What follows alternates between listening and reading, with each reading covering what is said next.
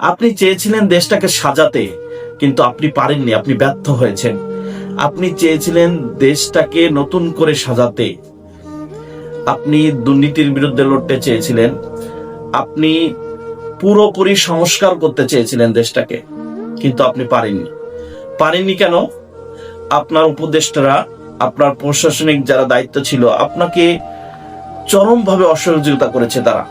তারা আপনার সহযোগিতায় কেউ এগিয়ে আসেনি। যখন চরম অসহযোগিতার মধ্য দিয়ে গিয়েছেন আপনি 18 মাস, তারপরেও ধরে রেখেছিলেন। জানি আপনি ব্যর্থ হয়েছেন। আপনি 18 মাসে দেশটাকে পরিবর্তন করতে চেয়েছিলেন, আপনি 18 মাসে দেশটাকে সাজাতে চেয়েছিলেন, কিন্তু আপনি ব্যর্থ হয়েছেন। আপনি একজন ব্যর্থ উপদেষ্টা সবার চোখে। কিন্তু এই টালমাটাল দেশটাকে আপনি তো ধরে রেখেছেন 18 মাস ধরে রেখে একটা সুস্থ নির্বাচন আপনি দিতে পেরেছেন, যেটা আপনার জন্য সব থেকে বড় চ্যালেঞ্জ ছিল।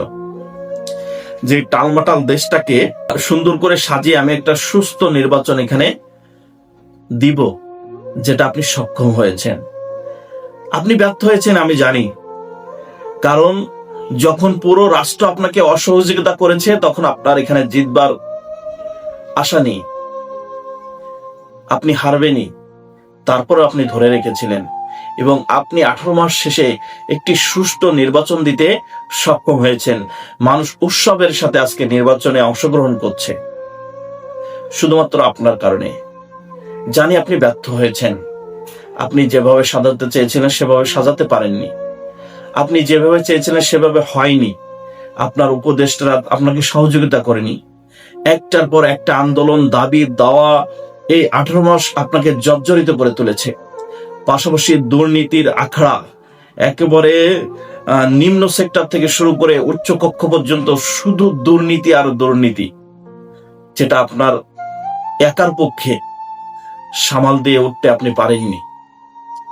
প্রচন্ড অসহযোগিতা এবং সহযোগিতার অভাবে আপনি ব্যর্থ হয়েছেন। তারপরেও যে 18 মাস পরে আপনি একটি সুষ্ঠু নির্বাচন দিতে পেরেছেন, এটাই শুকরিয়া আদায় করি। এবং মানুষ আজকে উৎসবের সাথে ভোট দিতে পারছে। জানি আপনার বিদায় হয়ে যাচ্ছে, মনটা খারাপ লাগতেছে, কারণ আপনি ব্যর্থ হলেও কেন জানি আপনাকে ভালো লেগেছিল একজন উপদেষ্টা হিসেবে। তো আপনি বিদায় হয়ে যাচ্ছেন, আপনার জন্য শুভকামনা থাকবে আপনার আগামী দিনগুলোর জন্য। ধন্যবাদ।